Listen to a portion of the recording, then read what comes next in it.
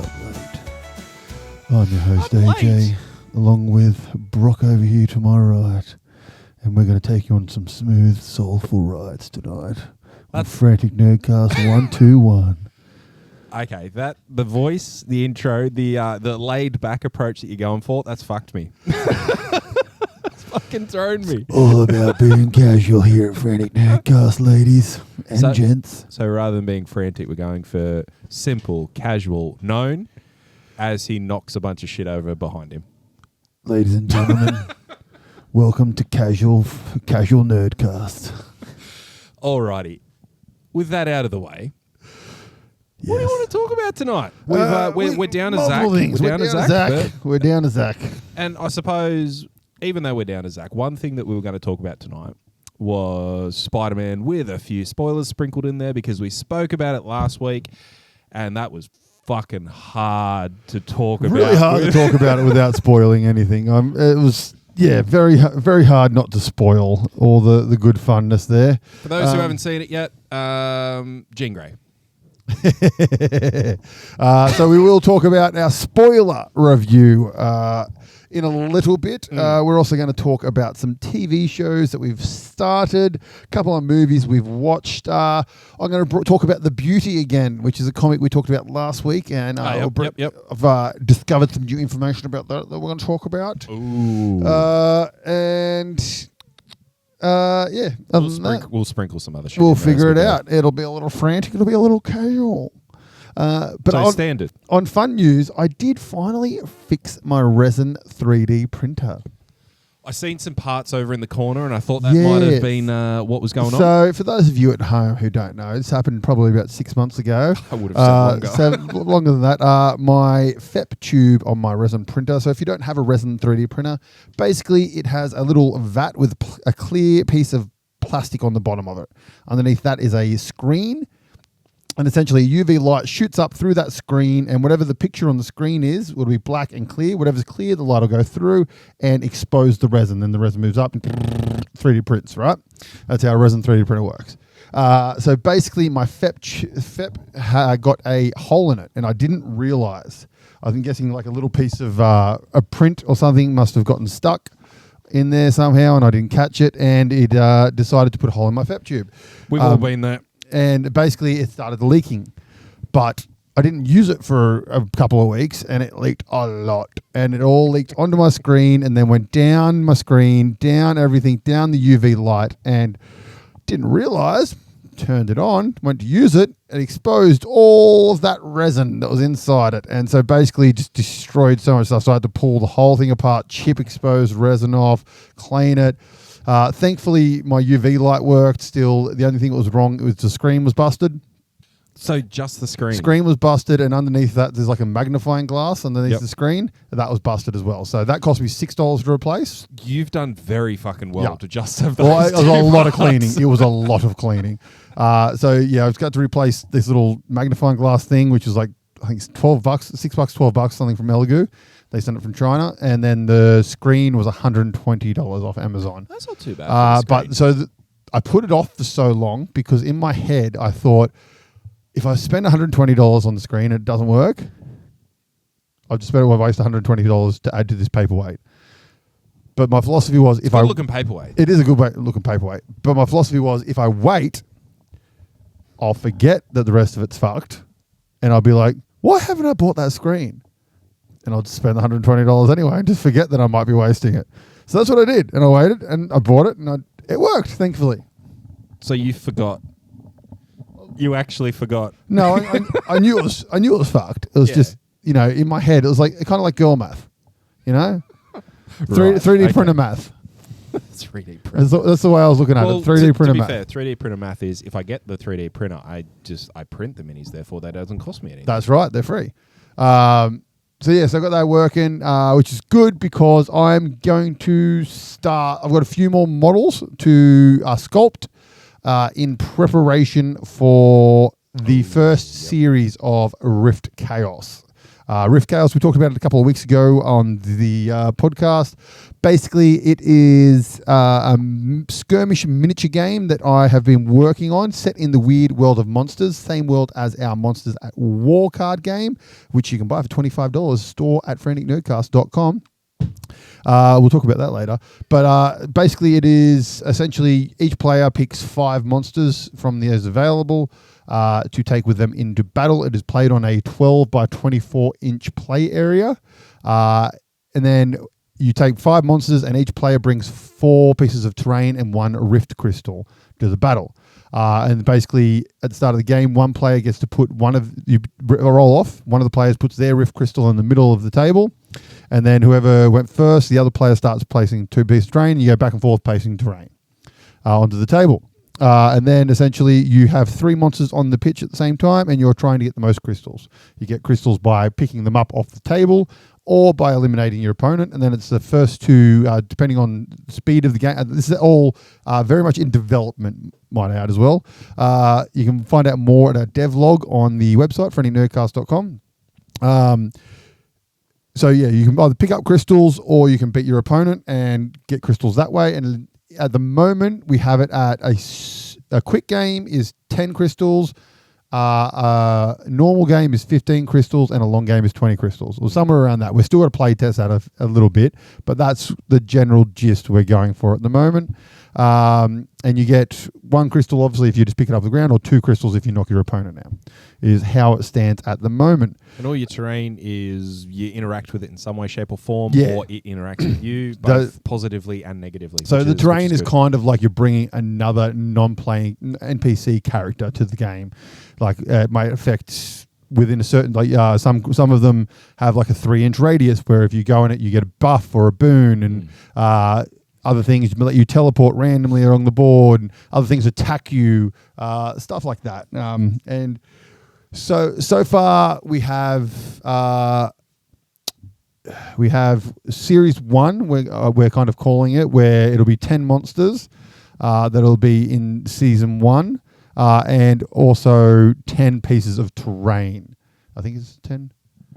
Is it 8? Yeah, no, 10. So it's 8 pieces of terrain and 2 crystals. Yep. So we'll have 2 sort of sets of terrain in this series. One is the Field of Carrots terrain set, and the other one is the Totem terrain set. I think something terrain set. I think it was I totems. think it was called the Totem terrain set. And each one of those will have a rift crystal and 4 pieces of terrain that you can pick. And then you don't have to pick from those specific sets. It can be random sets and kind of stuff. So we're playtesting it at the moment. It's going really well. We're very, very happy with where it's sitting at the moment, but there still is a lot more playtesting before it will be released. And this will be fully 3D printable, so you can you purchase the model and then you print them out and play away. And also, please follow along the journey, because there'll be a point in time where we will be reaching out to you to do some play testing for us. So once we've done a little bit of internal play testing, had some fun with it, we'll reach out, do some beta testing, so to speak, and get some more feedback along the way, which would be excellent. So be sure to follow along. Yes, definitely do that. It's worth it. It's a fun game, really cool minis. I mean, I modeled them, so I'm biased, but they are cool. They're minis that you don't really see everywhere. They're not like big super soldiers or military people with guns and stuff. One's dude's a carrot with a carrot spear. Another guy's a donut. One's a donut. One's a cookie who's got a metal thing over his eye and he's like a ninja. Another one's just a big walking moon. One's a fly. One's a cowboy sheriff fly. You got to be very specific with that. He's a cowboy sheriff fly. But yeah, there are some returning characters from Monsters at War in this set. So Buzzerbull, the Donut's in there. I think that might be it, isn't it? Nuke Snail, Tough Cookie. He's the same genetics as the Captain Cookie in this one. Yep. From the same place, but he's another soldier of the Great Cookie War. They're brothers. Yeah, he's a soldier from the Cookie War. The Cookie War is a very famous war that happened in the weird world of monsters. That's all you need to know for the moment, because it may come up later on in future games. Watch this space. Watch this space. But yes, Monsters at War. If you would like to grab a copy of our card game, Monsters at War, you can grab a copy from us online. So if you send us an email, store@franticnerdcast.com, you can grab us a copy, 25 Australian dollary dues, plus postage. And it is a fantastic game, awesome art, and you'll really, really enjoy it. Fun for all ages. Recommend it. Well, while we're talking about games that we have developed and are developing, why don't we touch on another game? We'll bring in a little bit of a game of the week, so to speak. Yeah, so I've got a gigantic cupboard of games out there in the house. And actually, before we get to the game that we're going to talk about, gigantic cupboard full of games with games on top as well. Percentage that you haven't played. Out of my games, like how many of my games have I played? Games, percentage that you haven't played, that you've seen it and you've thought, you know what, I'm going to fucking buy that, and it has since been gathering dust. It'd only be like 4%. And what I've found is it's usually the games that are like 3-player games. You pick it up because you're like, that's sick, and then most of my games, the games I haven't played, are the cheapos that I bought just because they were fucking cheap. And I was like, I can't turn that deal down. Or Kickstarters that I got and just never got to the table. Most of them have been played at least once. I found that a couple times at Kickstarter. If you want to ask the percentage of how many games you played once, that's going to be a different game.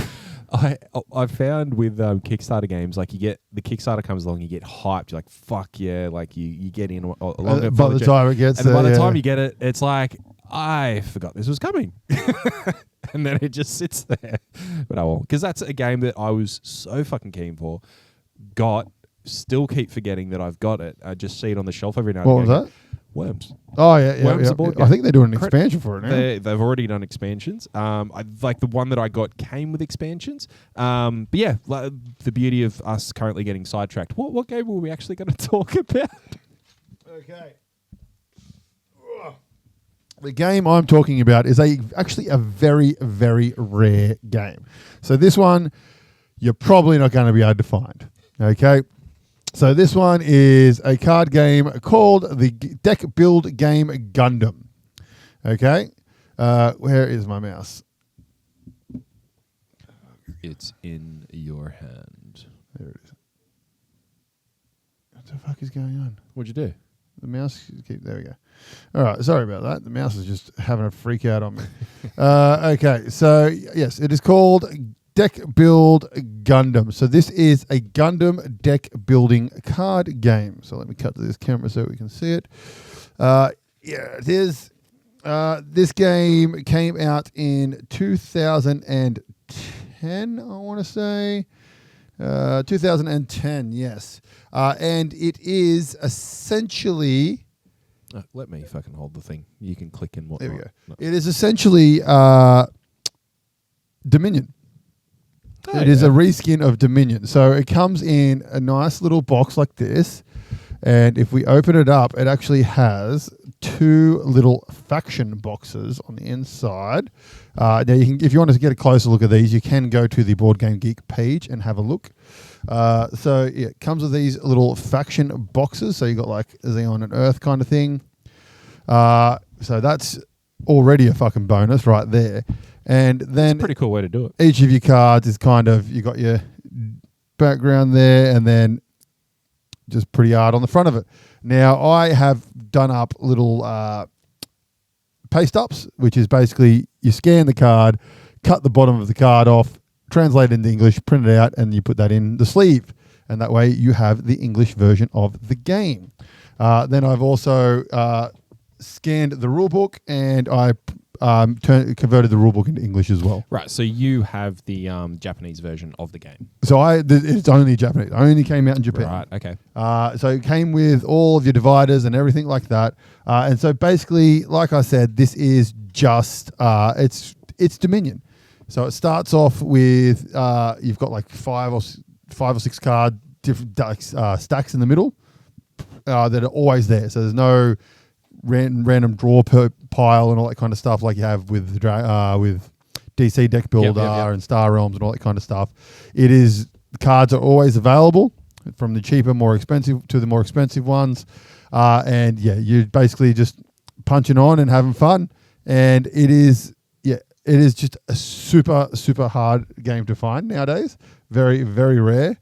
And if you're a Gundam fan, I would recommend trying to find a copy of it. If you're not a Gundam fan, how does it play as a deck builder? It just plays like Dominion. It just 100% just plays like Dominion. Which, if you're a deck building fan, you need to have played Dominion at some point, because that is the Mac Daddy of deck builders. It was one of the first ones. I've only played it like once, and it was fucking ages Yeah, ago. it's, in my opinion, it's not the best of the deck builders. The only reason I actually have this one is because it's Gundam. Otherwise, I probably wouldn't have it in my collection. That doesn't surprise me. Yeah, and I went to a lot of effort in translating it and all that kind of stuff. But yeah, it's just a cool piece of cool thing that exists and not really out in the world. Like if you look at the BGG page, I think there's. For those playing along at home, that is the Board Game Geek. There are like barely any people that have it in their collection and stuff like that. So, it has 18 subscribers to the page. Oh, well, it looks fun. I know from my deck builders are fun, and they can be as complex as you want them to be with the types of and the different expansions that you add to them. Like for me, probably the first one that I really got into was the DC deck builder. And from there, I've loved the different expansions and tweaks that they've done to it. But no, deck builders, they're awesome fun. Yeah. Ascension is another really good one. Ascension is good. Yeah, you're seeing some cards up on screen now for those of you watching at home. That you can see there's some of the characters and stuff that are in the game. Very nice art. It's all based on the OG Gundam kind of. See, the art there is it's almost reminiscent. What I should say is the current game released for Gundam. It's very reminiscent of this deck builder. Yeah. Just looking at some of those arts there. You can see on the screen there how you've got the 10 cards laid out that you can purchase from and all that kind of stuff. So that is just a cool one. If you can get a copy of it and you're a Gundam fan, I recommend get it, because it's a piece of Gundam history. And then once you get it, hit up AJ because he's already translated it. Well, I believe I put the translations up on BGG. Oh, did you? I'm pretty sure you can go there to the file section and download them. I'm 100% sure. English rules. Yeah, I put the English rules up on BGG and the card paste ups. Yeah, Well, there you go. You can go on there and you can get yourself the English rules and the English paste ups. Marvelous. So that's if you want it, you can get it. So that is our board game of the week, and we will have more of these at some point as well, because I've got lots of games and we can just do a quick little talk about some. Absolutely. What's next? Stuff is good. Stuff is and good. things. Okay, I want to before we get into the big one being Spider-Man. Yep. I want to talk about fucking Bugonia. All right. Because this was a fucking wild ride. Because I remember when we watched the trailer. And we spoke about the trailer, and watching it, I was kind of like, "This looks really fucking cool." Like it's got what's her name, Emma Stone, and it's got Jesse Plemons. They're the main two in it. You also see a couple of other recognizable faces throughout, but they're the main two. And it just looked really, really intriguing from the trailer. Now you've told me that it was a remake of a Korean show. Had you seen the Korean show before you watched this? Yes, I think I had. So it sort of starts off with Jesse and his I think it's his cousin, from the way that the story is told, cousin or a relative of some kind. They're living together, and he's an extremely paranoid individual who believes the CEO of the company that he's working for is an alien.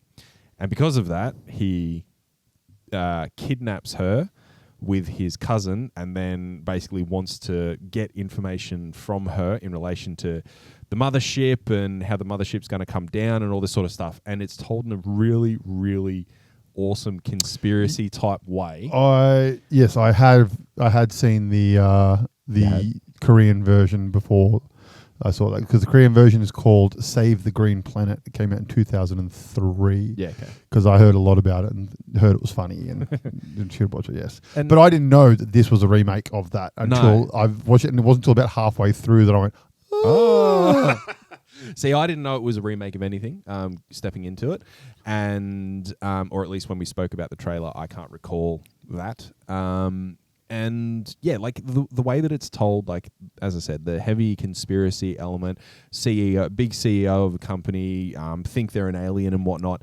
And the way that they tell the story is like, you just think it's that, like a conspiracy element. And then there's a couple of moments where you think, oh, okay, maybe she's an alien. No, she's not an alien. No, this conspiracy guy's starting to get me now. What a bloody... Anywho. And there's so many moments through the show where you think that, and it fucking throws you. And then right at the end when they've got spoilers, by the way. Spoilers. It's been out long enough. I think it came out last year. Yeah. And the way that they go into her office and the way she's telling, like, oh, you go into the closet and I punch in the code into this calculator and then that transports you up. The way you tell it, you're like, she's telling it, you immediately go back to, right, it's all full of shit. And then he explodes and you're like, huh? How did he blow up in the fucking cupboard? Oh, that's right. He's got the bomb. Okay, he's got the bomb. He's actually tricked because he had a bomb on his chest or something. So he must have just triggered it. Righto. But then the way that she goes to the hospital and then Panic leaves the hospital, runs back, and she gets transported to a fucking mothership, you're like, oh, that was a wild ride. That was such a wild ride. I thought that it was brilliantly told. Really pumps the conspiracy element. You don't know if it's a real conspiracy or he's just a loon, and it's fucking wild. Yeah. Highly recommend. I enjoyed it. It's just an out there film. Absolutely. It's crazy. Like, I can't fully remember the Korean one. I know the ending's a little different. Yeah, okay. Other than that, there's not much difference apparently from memory. But yeah. Like it literally, because it's all about her as the empress, I think it is. She's the empress, or they're talking about her being the emperor or whatever, and she's there to assess Earth to make sure it's all fine. But he thinks she's there to sort of, I don't know, learn enough about Earthlings to take over the planet and all that sort of stuff. And literally, once she back up on her planet, she goes back up on her ship and whatnot, and she's like, "Oh well, they had their chance." Flicks a button and then that's done. Yeah. So that's in the Korean one is left very open as to whether or not it's destroyed. Right. They didn't fuck around here. They just just said, it's fucking destroyed. Yep. Flick a little button. You see like this little 3D model sort of explode kind of, and then down to the planet and everyone's just dead. Yep. It was wild ride. Highly recommend it. Bugonia. Trippy as fuck. I watched a movie this week as well. I watched The Dink. What's this one? So The Dink is a pickleball movie. Oh, really? So The Dink is starring Jake Johnson, who was in The New Girl. Yep. Also stars Mary... my God, I don't know my glasses on. Steenburgen, who you would have seen in many, many things. Aaron Chen, who is an Aussie. Yep. He's in it as well. And then the other big name is Ed Harris, who, if you don't know who Ed Harris is, fuck off. Basically. So basically, Dustin, the main character, he's called the Hammer. Mm-hmm. And it's told that he was an up-and-coming tennis player, that his dad just basically pushed him into tennis and didn't say I loved you or treated him like a son, just treated him like a tennis player. Yep. Pushed him into tennis, and he goes up against a young Andy Roddick. So apparently him and Andy Roddick were coming up at the same time. Has this got a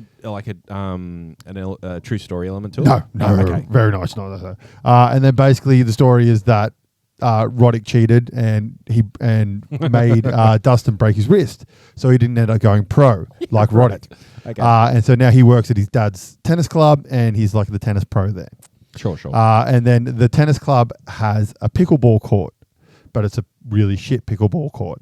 And they are having a meeting that's like, okay, the meeting at this tennis court, like all the people have to go, and the meeting is to put more pickleball courts in. And the tennis people are like, fucking pickleball's not a real sport, blah, blah, blah. It's a blight against our tennis players and stuff. And so it kind of progresses there of Dustin starts playing pickleball and really likes pickleball and all this kind of stuff. And it's very, very, it's stupid and like it's a sport movie through and through, but it's like a piss take sport movie.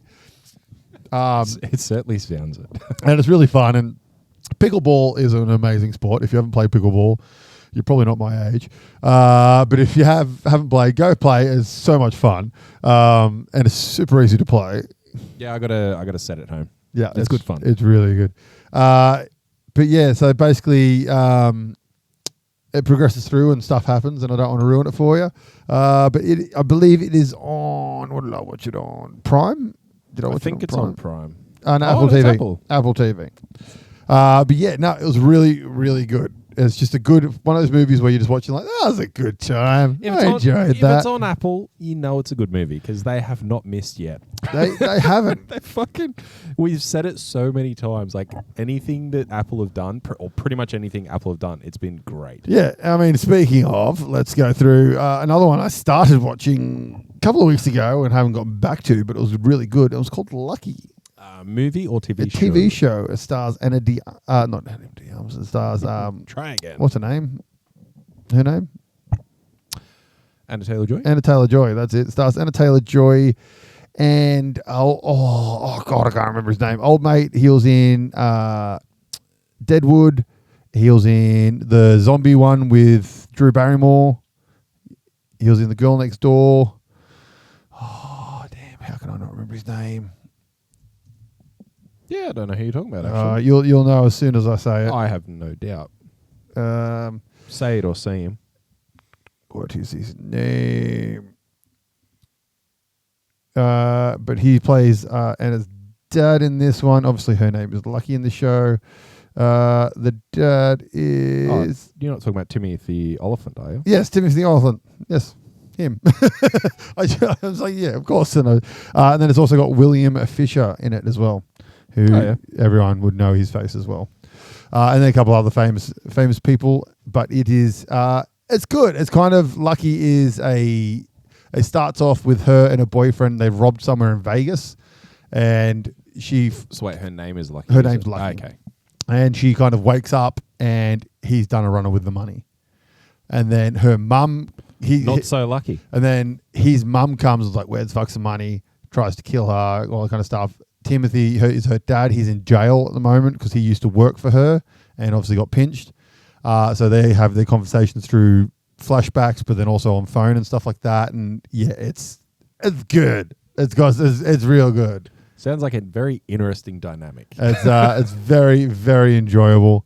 Very gangstery kind of fish out of water. Like the scenes where, because she's been raised by a con man kind of situation, like she's trying to escape these bad guys that are trying to kill her.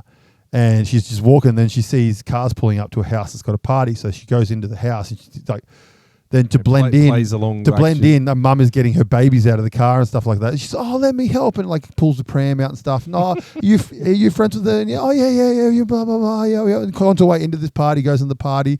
Then she goes up to the lady's room and she's stealing clothes to put on. And there's another lady in the toilet. And she's like, oh, and she's like, oh, don't worry, I steal her clothes all the time. She'll never realize she's got so much money and blah blah blah. So then she helps her put the clothes on Lucky and stuff, and they go down the party and all this kind of stuff. Then she just steals all the birthday cards with the money off the presents for these kids and stuff, and then goes out the front door. And see, I'm like, that's brilliant. So that scene alone, I could just sort of see that playing out and whatnot. That just sounds like a vibe. Yeah, it's really good. It's very well done. And then the other Apple TV show, the return of one of the best comedies on TV, Ted Lasso. So season 4. How many episodes are? I think season 2 at the time of recording has just episode 2 has just come out. I'm not 100% sure, but I've only watched episode 1. Okay. And I haven't watched anything. It's very much just basically it's the whole episode is in America, and it's the 3 main British ones. So Boss Lady, Blonde Lady, and Old Lawyer and Money Man. Yep. Come over to America, visit Ted, and they're like, we want you to come coach the women. We've started a women's league. We want you to come coach them. Yep. And he's like, I don't know. And then by the end of the episode, he's like, let's do it. Well, if he said no, there wouldn't be a TV show. So. Basically, yes. But it's like the whole family, his ex-wife and his son are both going over to London with him, kind of situation. Okay.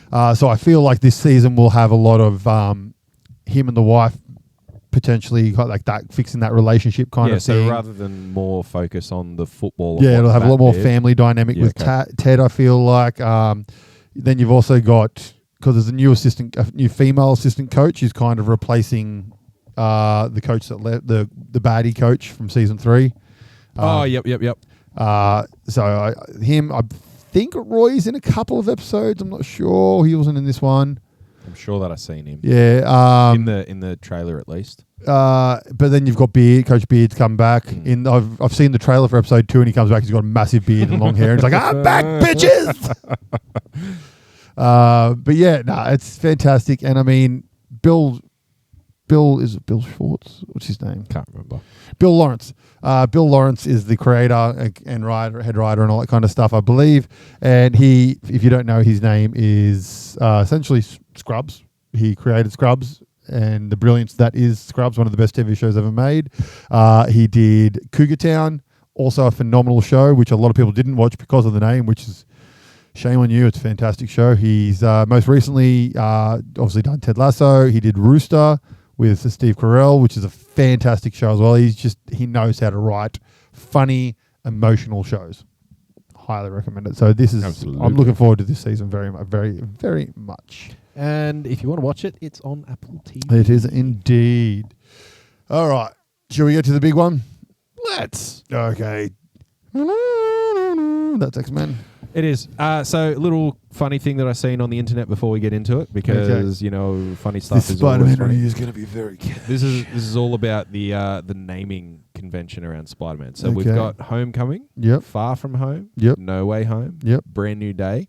Then someone took a little bit of creative liberty. We got Brand New Year, Brand New Home, Home Renovation. And they did a comparison to the first trilogy, or the Tobey Maguire trilogy, Spider-Man 1, 2, and 3. Yes. See, the thing, I still call them 1, 2, and 3. 1, 2, 3, and 4. Yeah. Like, this was Spider-Man 4. Yeah. I don't care if that had the name Brand New Day. It's Spider-Man 4. Yeah, because you always just say, like, it's the fourth one. What was the fourth one called? I don't know, something about brand. Well, I mean, they couldn't really call it Spider-Man 1, 2, 3, and 4 because that's already done. Exactly. Amazing Spider-Man's already done. I mean, they could have done Sensational Spider-Man or Spectacular Spider-Man. This works. I'll be honest, I like the naming convention. Yes, I do. It is cool. It's not horrible.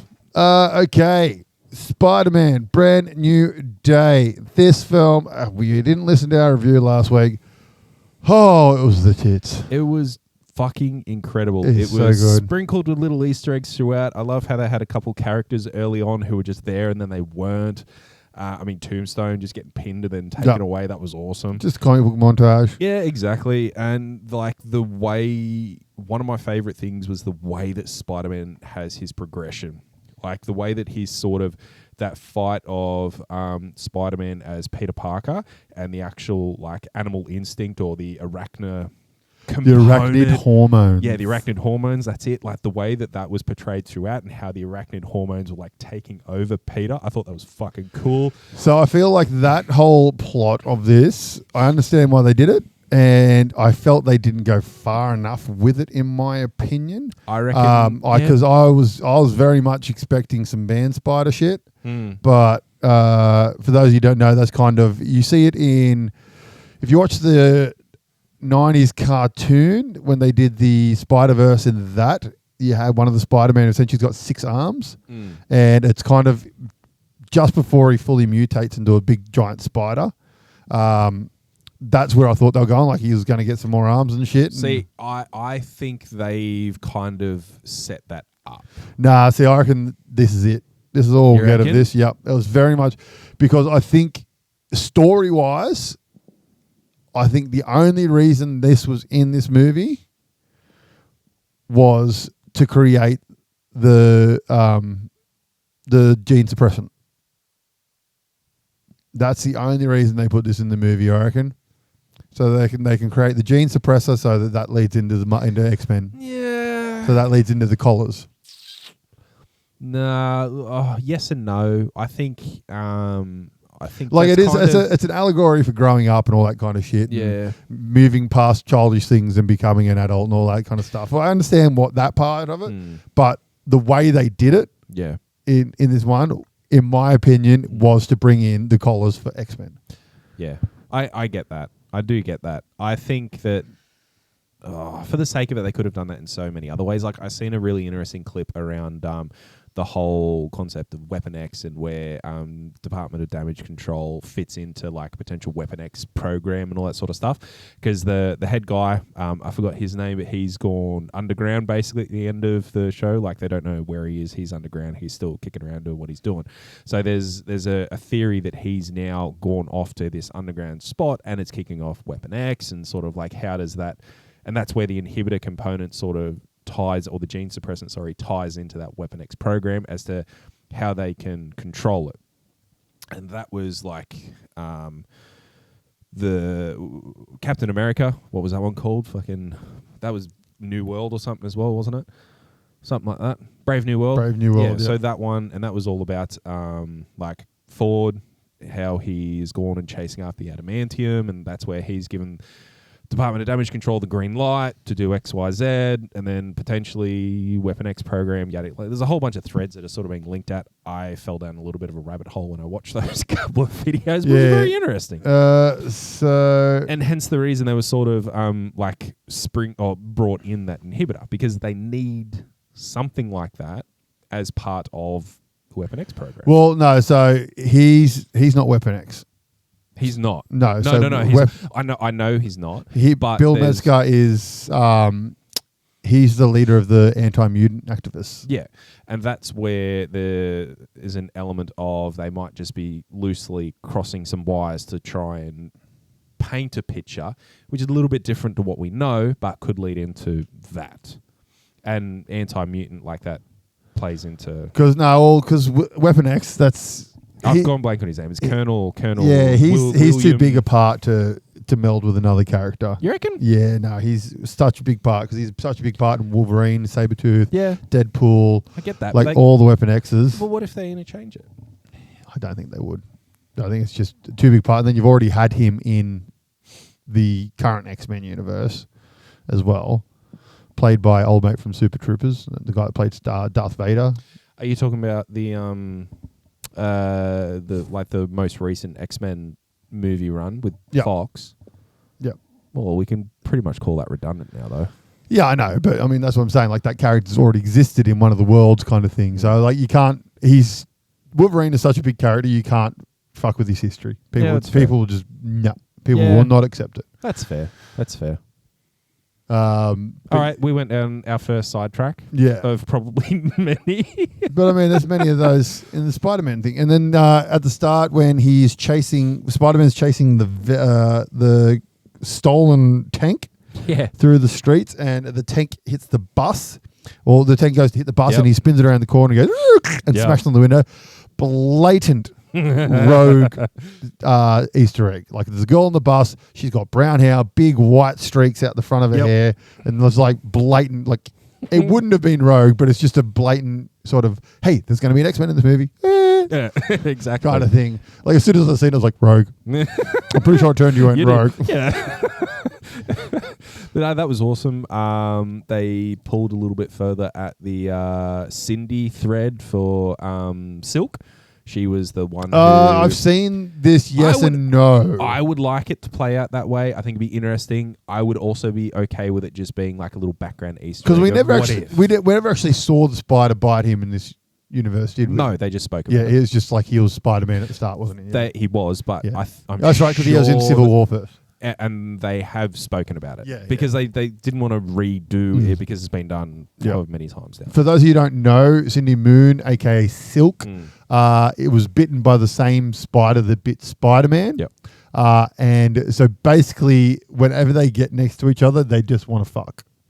because the spider hormones are like, hey, let's fuck. And it's like, okay, we're going to fuck. But Sydney was kept in a basement for years and years and years and wasn't allowed out and all this kind of stuff. And she makes her own costume out of web and kind of stuff. And she's a very, very cool character. I think she changes universes. I'm not sure. In the comics from memory, because Spider-Man, because they can't be around each other, so she changes universes. I think maybe when Miles comes over, I'm not sure. I can't remember. Yeah, okay. There's too much fucking universe jumping in Spider-Man. Either way, that would be a cool thread to continue to pull on. We mentioned it the other week. Hulk, fucking fantastic. Oh, there's best representation of Hulk in the MCU so far, in my opinion. Yeah, I fucking loved it. It was so good because we got Smart Hulk. Yep. And then we got fucking Hulk, who we have not seen in a long time. Well, we haven't seen it since Norton. Well, no, all we saw, because you had Ragnarok was Hulk. Oh, yeah, and then so you had your Avengers and stuff, Hulk. Yeah. So you had main Hulk in the first Avengers. But yeah, that Hulk is just, it looked the best. He acted the best. And I think this is the first time we've had no banner. Yeah. Oh, is it? No banner, just Hulk. No girl, no banner, only Hulk. And just fucking. And we get the Hulk thunderclap. Yes. Oh, so fucking good. My favorite part is when they're Frank and Spider-Man are I'm here to help you. Hulk comes in, he's like, I'll go get the girl. Yeah. You just don't want to deal with Hulk. He's like, yep. You deal with this. How fucking good was their dynamic the whole way through as well? Beautiful. Because, I was a little worried about how it was going to go because of the whole not the same rating kind of situation, but they fucking nailed it. It was done so well. Yeah, the dynamic between them was perfect. And Frank was Frank when he needed to be, but then also had a little bit of fun time with it. Every character in a Spider-Man movie should have a little bit of fun because Spider-Man is a fun character. Exactly. And the way that they, the whole time, it was banter and it was good banter. And what I really liked is they set it up straight off. When there was that tank run and that's when Frank turns up in his fucking beat up van and Spider-Man says, what are you doing, Frank? Come on, man. You can't be here doing this shit. And then he does one more thing and Spider goes, fuck off. And it literally just puts Frank back on his ass and basically says, no more for you. I'm going to go deal with this now. And you're just kind of oh, shit. That was pretty fucking cool.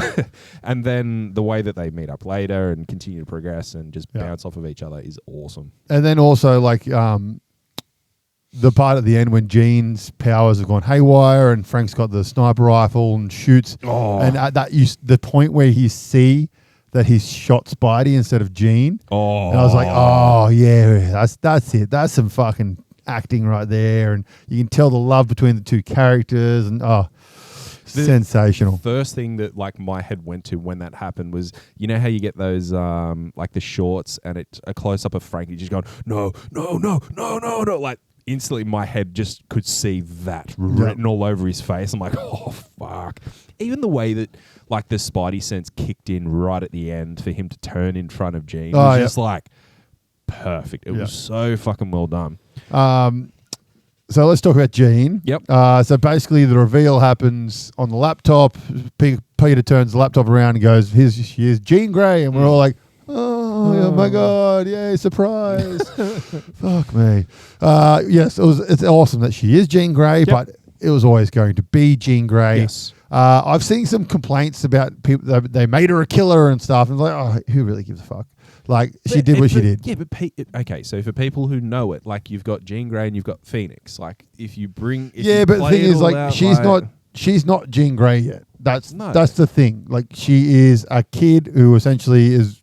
A kid who was chasing after her sister because her sister had life shit on her because we don't know how mutants are treated in this world because it's not really brought up yet. But if we go by real X-Men law, mutants are treated pretty fucking shitly, especially kid ones. But I also think that I don't think mutants is a thing yet. Yeah, I don't think it is. It feels very much like it's not a thing.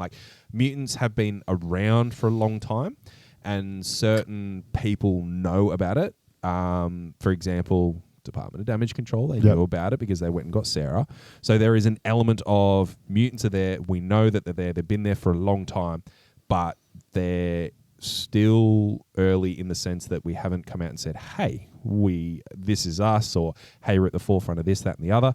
It's going to be interesting where Xavier's school plays into it. Yep. I think that's going to be another universe, and that will somehow link. As in like Doomsday's Xavier's school. Yeah, that's what I mean. Sorry. That's different. Obviously, it is different universe. And we'll get our own Xaviers and stuff. Exactly. So we'll get our own versions of whatever, and it'll be interesting to see how we come from where we are now, where mutants are in the public eye a new thing, and what that looks like from like that, I don't know, the public fear factor is, oh my God, there's mutants among us. Like, we know that there's the superheroes and whatnot and the villains. We've got that, but it's typically a tech-based thing, unless you've got someone like Thor.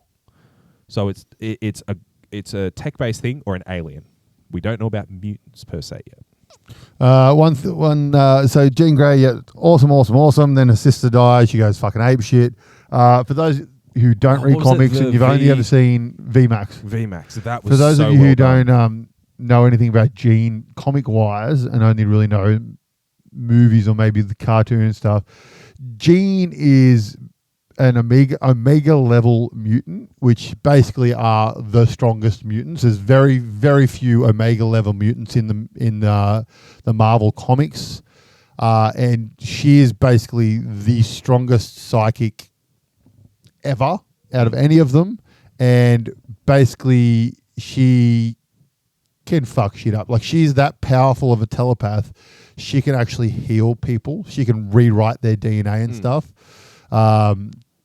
And that's essentially why the Phoenix Force chooses her, which you've all seen through the movies 5 million times. Never done well. The only time it's ever been done well is in the cartoon, X-Men. So she's, fucking mentally powerful. So seeing her kind of go from just jumping into people to, like, blowing out that mental power at the city was so huge. good. And her acting in that scene was just fucking spot on. So good. And I've seen complaints about people like, oh, she healed Spider-Man. She healed Spider-Man. No, she didn't. Like, no, she didn't. Pay attention to the movie, people. She didn't heal Spider-Man. She's possessed him and breathed for him to the point where until he could breathe for himself. Yeah. That's all she did. Essentially, his heart stopped, and so she jumped in and she mentally kept him alive until the doctors fixed him and kept him and made him go. Which was like, I think 2 or 3 days or something. Yep. They said. Which I thought was fucking fun. That's a fantastic use of that power. Absolutely. Fantastic. Because when they first did it, it makes up for what she did to fucking Parker on that rooftop. Oh, that was cold. that was so fucking cold. Oh, that was cold. The whole time, and like, MJ starts talking about what was she saying? She goes, "Oh, I've always felt something was missing and whatnot," and you're like, "Oh my god, she's saying that. Oh my god, it's not her. It's not fucking her. Yeah, no, like I want it to be her. like, it's not her. It's not her. It's not her." And then she comes out and just like, what she do? She whispers in his ear or something, and says, "You think I'd actually?" Yep. Oh, and then like the perfect, like, just cherry on top of that, the fucking arachnid hormone gene starts to kick in, and he gets cranky and lifts her up by the throat. You're just like, what's going to happen? Mm-hmm. What's going to happen? She's going to fall again. Oh, how are they going to do this? What's going to happen? It was so fucking good. So fucking good. There are a couple of other really cool things I liked when he first visits damage control and goes in, they scan him. Yeah. Which is beautiful because it pays back. So it's fucking Chekhov's gun right there. Perfect example of Chekhov's gun. You see the gun, him being scanned. You get the payoff for the gun at the end when they have the literal guns that can stop his spiderweb because they scanned his powers. Yep. They scanned his technology when he went in, so they could stop him. Bingo. Proves that they were like showing that they were the baddies. Yep. But then he develops his fucking web, and we get one of the coolest spiderweb scenes in a Spider-Man movie when he jumps up, hits the roof, jumps down, and fucking does his little wrist and just 360 spin and just stops them all. And that was a very, very well done scene. On top of a beautiful fight, which I found out was choreographed by Jackie Chan and his stunt team. Well, that makes sense. Yeah. That makes so much sense because it was one of the better action scenes of the movie. It was beautifully choreographed, and the interactions throughout the whole scene, like even like as it gets to that like crescendo where he's been hit a couple times and he's like fighting between I'm Peter Parker Spider-Man or I'm arachnid being taken, and then it just you just see that balance moment where music cuts out and just I'm both, and then just gets into it. You're like, fuck yeah. Drops the inhibitor and goes for it. So like I was saying before, the inhibitors are a massive part in X-Men. Oh, absolutely. So that's very obviously why they were brought in, because the mutant collars in X-Men are massive for like the underground mutants, whatever they're called, the Murdochs or something. Even the way that it was like introduced, because like when Peter goes up and talks to Banner, like about the inhibitor and how do you do X, Y, Z, and it's just Peter going about it's Peter going about something for Peter, because when he needs to be a hero, he just thinks about everything about being a hero. But then the naivety of Peter Parker's character is that when he thinks about Peter Parker, everything else is just forgotten. And that is so well done through this show. Like the inhibitor. Hey, Bruce, I want to build an inhibitor that focuses on a gene to suppress it because we don't want that to happen. Yeah. And Bruce just straight up goes, bro, you don't want to do that. Like, you're talking about something that is literally going to be used to shut down people. Like, how do you decide what is good and what is bad? And you see Peter just sort of go, it's okay. And then move on. You're just like, oh, bro, like he's got the capacity to do it, the knowledge to do it, that he's a fucking genius, but he's so self-centered in regard to that one thing that he wants or he has to fix for himself. It's nuts. So well done. So well done. Yeah, fantastically well done. What else have we got in there that happened in this movie that's fucking awesome? The ending when he goes over to Ned and Ned remembers the handshake. That was pretty fucking cool. Yep, that was awesome. So again, like a little bit of a spiral. Such a bro moment.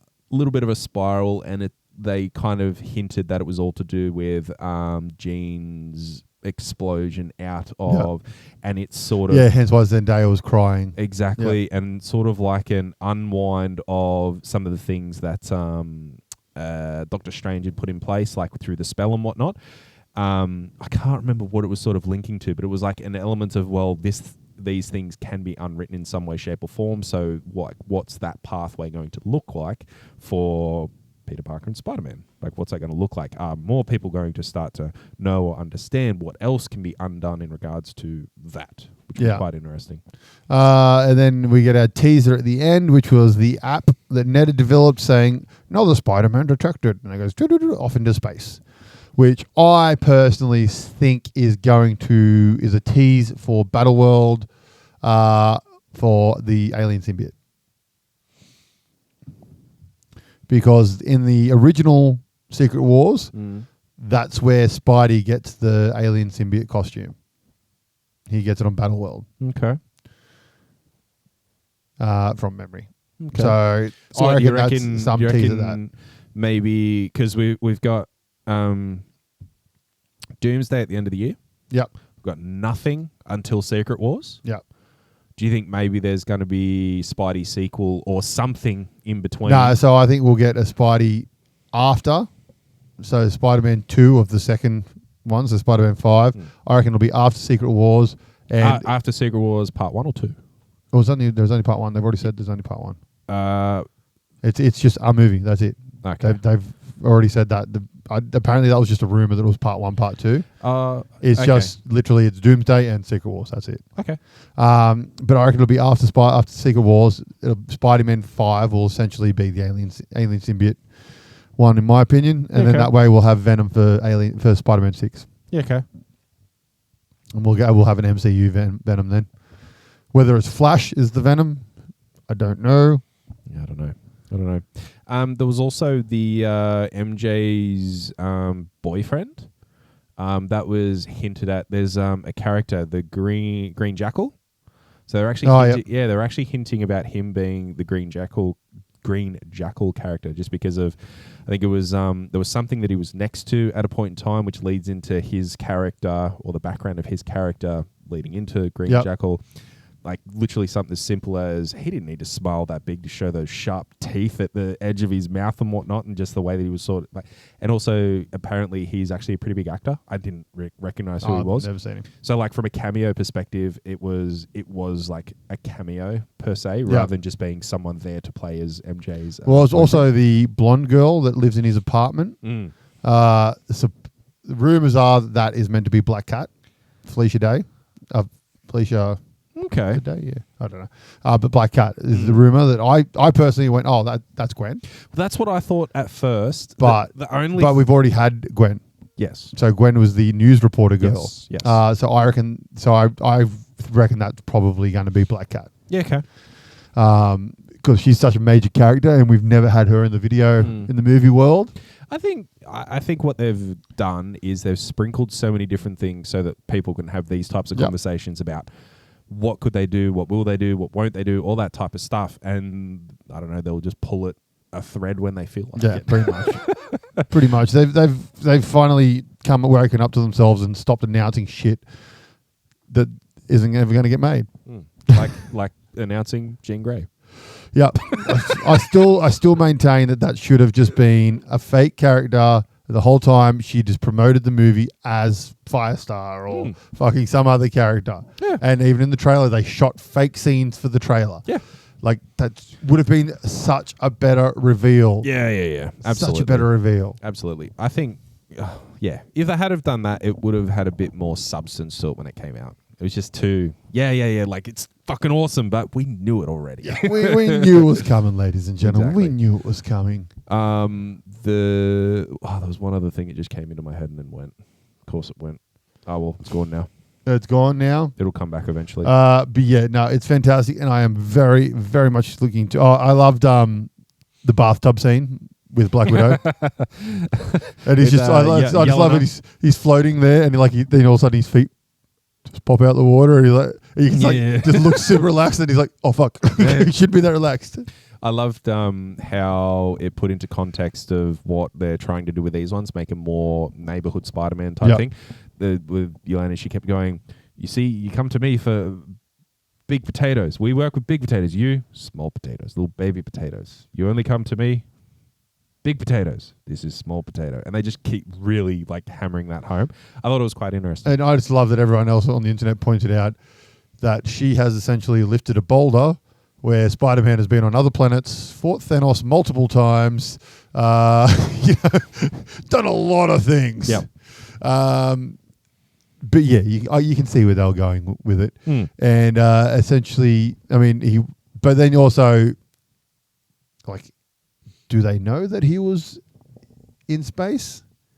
Nobody does. Yeah, that's the thing. Yeah, nobody really knew he was there, kind of thing. And now also a lot of people don't know his connection with Iron Man. No, but there is an element where they do, because people know Spider-Man. They just don't know who Spider-Man is. Yeah, but like all of those of the new Avengers, none of them would have known that Spider-Man was in space and fought Thanos. Because none of them were in the final battle. None of them were there. Winter Soldier was the only one that was in the final battle. Yeah, true. But I think there's an element of, because of interactions, I think they'd kind of know who was there. You know what I mean? Okay, so you think about filling in the gaps. I mean, after that big fucking battle, it's not like they all just, didn't talk to each other.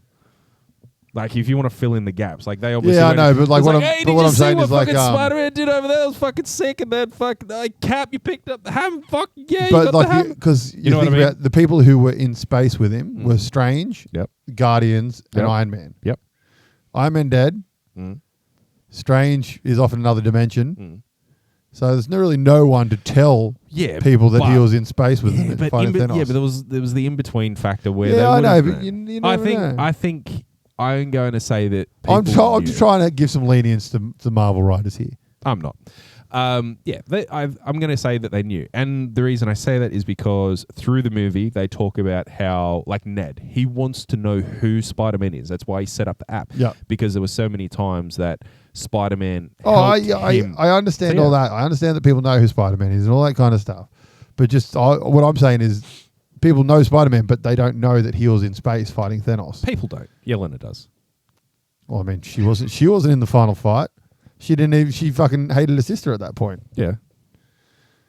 And the sister died. Knew. She did. She was wiped as well. Yelena was wiped as well. Was she? I Yeah. can't remember that. Yeah, she was wiped because remember there was that really cool scene in the Hawkeye series where she comes back in front of the mirror. Yep. And all the different people are in the house and stuff. Mm-hmm. Which was a fucking awesome scene. She's such a good character. She is. She's one of my favorite MCU characters. She's always funny. Action's awesome when she needs to be awesome. It's a great casting choice because Florence Pugh can act her fucking ass off. Yeah, she can. Yeah, it's fantastic. Great. Anything else, Spidey? What else happened in the movie? I think it was interesting how with what happened with Hulk and Bruce. I thought that was interesting.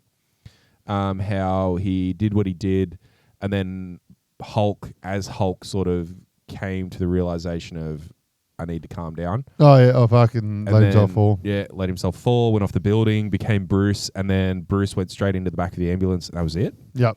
I think that was pretty cool. I think that will lead somewhere. Yeah. Well, I mean, the biggest thing about Hulk is they don't know what to do with him because he's not allowed to have his own movie. Yeah.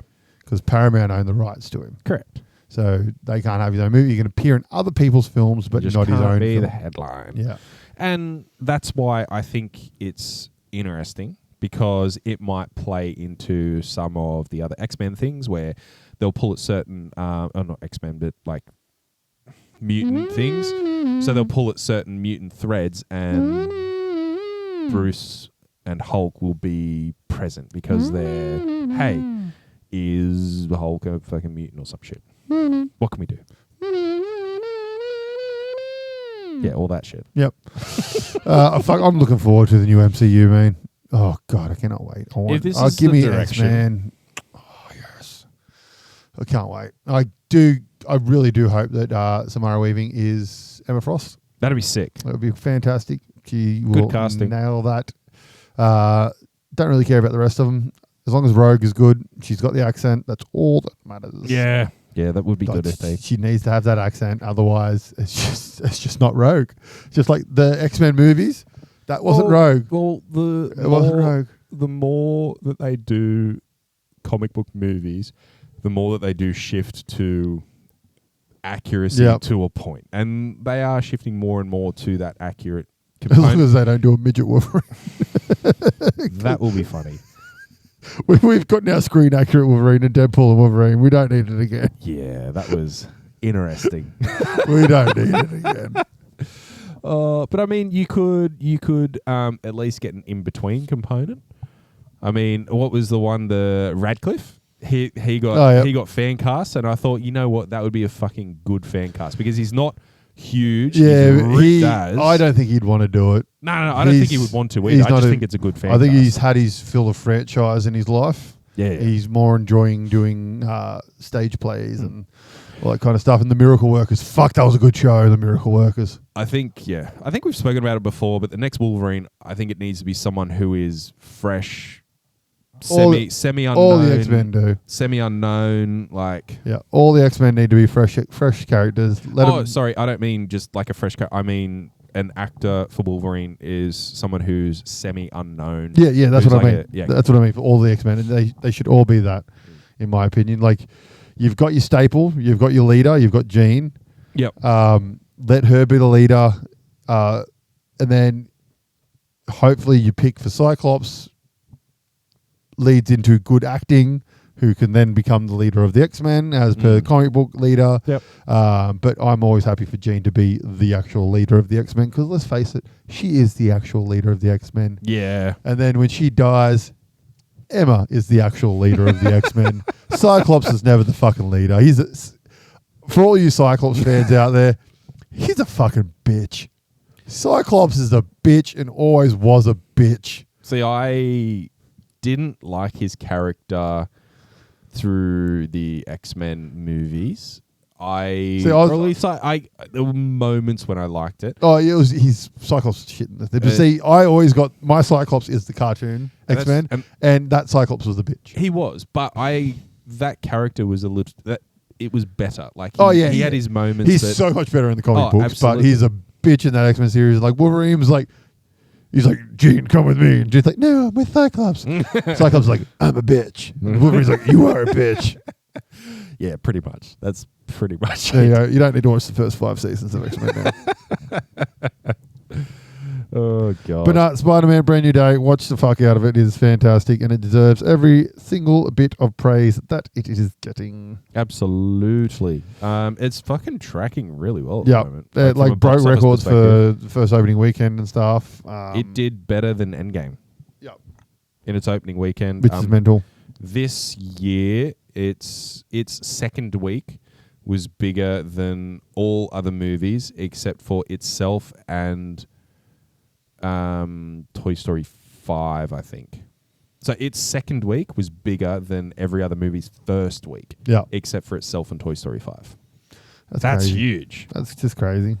Yeah, tracking very well from a box office perspective. Be interesting to see where it lands. But yeah, so watch the crap out of it. It's really, really, really, really good. Really enjoying that. We've got a new TCG Tuesday coming up next week. We are playing WIXOSS. Fantastic game. Great game. And so for those of you who don't know what WIXOSS is, it is a Japanese TCG. It's been out for many, many years over in Japan. They translated it to English and brought it over to the Western world. And it didn't do well. 3 years ago, I want to say. I think it might have been longer. 3-4 years ago, something like that. Came over. Just in Australia, it was very hard to get in Australia. Very hard. Most Japanese card games that are brought over to English in Australia, we struggle to get them. There's like one company called Neko Cards in Melbourne that pretty much gets a lot of them. That's really about it a lot of the time. So thank you, Neko Cards. You're fucking brilliant. You want to send us some stuff? We'll take it. I actually think that's where we got our the first starters and booster boxes. No, we got them off eBay. Did we? Yeah. Well, someone on eBay. I think you just bought a carton of them or something. I think you still got them on there from memory. But yeah, so it's a fantastic card game. Really, really enjoyable. Really quick. Really easy to play. Obviously, it is Japanese card game. The art is Japanese style art. If you're not a fan of that kind of thing, you won't like the game. But I'll say if you get over that and just play the game, it's a fantastic game. What I'll say from a Japanese art perspective, it's a little on the lesser side. It's more censored in the English version than it is in the Japanese version. Yeah, things are covered up in the translated version. Fair enough. But yeah, no, great game. So look out for that on Tuesday if you are watching this episode on time of release. And you'll see that. And if you like more of it, chuck it into the Discord or in the comments of that video or on here, and we will get more of it onto the channel if you are enjoying that kind of thing. And if there is a game that you'd like to watch us play, have a little bit of a crack of, throw it in there as well. Let us know. We'll give it a go. We're always open to new games, old games, things we have played, things we haven't played. We love giving it all a try. And speaking of Neko games and the games that we're going to have a try of, Melbourne in a month and a bit, because PAX, baby, guess what? We're fucking media. Fucking oath. Look out. We're officially media. We'll be walking around with a camera, with microphones, so we can talk at you and you can talk at us. Yes, we got our media badges. We are, all three of us, officially media personalities. Thank you, PAX. Yes, we are very excited to go to PAX this year. It's last year was only me and Zach that got to go. Brock is coming this year, so we've got the full Frantic team that will be there. So yeah, Neko Cards. I'm pretty sure it was Neko Cards. They were there last time. They had all the Japanese cards. That's where we discovered Godzilla, the card game. They taught us to play that, and it was fantastic. And we will be definitely visiting them again if they are there. Lots of bigger booths and stuff. Chaosism, who released the Call of Cthulhu RPG, they are having beginner games. So I'm going to try and get in on one of those. 2-hour session. You sit down and you can play Call of Cthulhu. You can play Pendragon, which is like their King Arthur sort of set RPG. I'd be interested to see what that's Or like. they have another one which is more like fantasy set, like Ruin Stone or something I think it's called. But I would very much like to have a crack at Call of Cthulhu. So I might try and sign up for one of those sessions for over the weekend. And I'm not really sure what's happening over in the digital side of things because I'm sure Nintendo will have a big fuck off booth again because we've got the new Pokemon coming out at some point.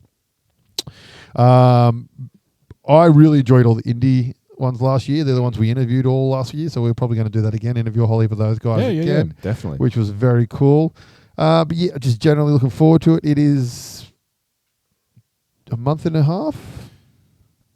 It's the second week of October, so the long weekend. 2 months. It's the end of that week. I think the long week. Yeah, so 2 months, just under 2 months. Yeah, it's like the 8th or 9th. Yeah. Looking forward to it. Cannot wait. So thank you, PAX, for giving us meter passes, and we will not let you down. Absolutely. Thank you, PAX. But other than that, let's go back to our nice casual voice here. Please don't. Other than that, ladies and gentlemen, I think that might be all we have time for in this week's episode of Frantic Nerdcast. Yeah, we've waffled enough. Yes. So thank you very much for sitting down and hanging out with us. Just being casual while Zach isn't here. And if you're still listening, wow. Thank you. With the way he's finishing with that fucking voice. Really appreciate your time and effort here. If you wouldn't mind liking and sharing our video and subscribing, that would be a great privilege because YouTube has decided to fucking double the amount of hours we require to get money from our videos. So it's most likely never going to happen. But if you subscribe and share our video to other people, pyramid style, we may actually get there. And we get money, and then we make the channel better. Facebook, jump in there. Frantic Nerdcast. Instagram, Frantic Nerdcast. We've got Weird Art by AJ. We've got Frantic Kaz, and we've got Frantic Brock on Instagram. Jump in the Discord. There's links. Click on them. Jump in there. Have a chat. Be a part of the conversation either before or after we do a show. Monsters at War. If you want it, get it in your game cupboard. $25 plus postage. Hit us up. We will sort you out. Thank you very much for listening, ladies and gentlemen, and we will see you next week. Stay frantic. Goodbye.